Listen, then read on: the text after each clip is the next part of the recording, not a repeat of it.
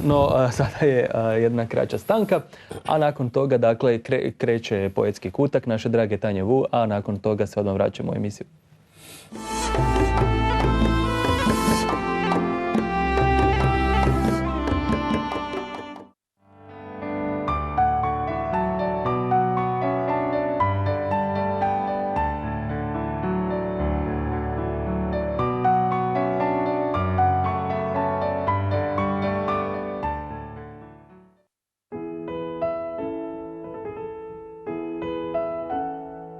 Voli u meni ono što nas spaja, sebe u meni, svemir u meni. Pruži mi ljubav koju očekuješ za sebe jer tvoj sam dio. Bez njegovanja mene nećeš niti sebe iscijeliti.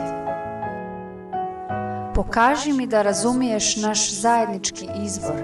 Ako me ne prihvaćaš ni stvaranje. Ja sam nužan za tvoj mir. Ja sam neophodan za tvoju sreću. Ovisim o tebi, ti kroz mene živiš. Voli me zato što jesam, što dijelimo isti prostor, što idemo u istom smjeru i volimo istim srcem. Voli me jer sam satkan od istih nježnih niti koje sačinjavaju i tvoje biće.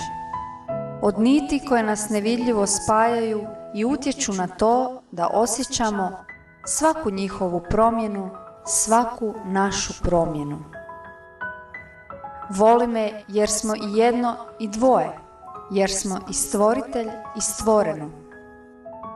Mi imamo iste strahove, iste boli, iste ovisnosti. Kada mi oprostiš za njih, skinut ćeš okove ropstva i sebi i meni. Probudi našu pravu prirodu koja je ljubav. Jednostavno, voli me.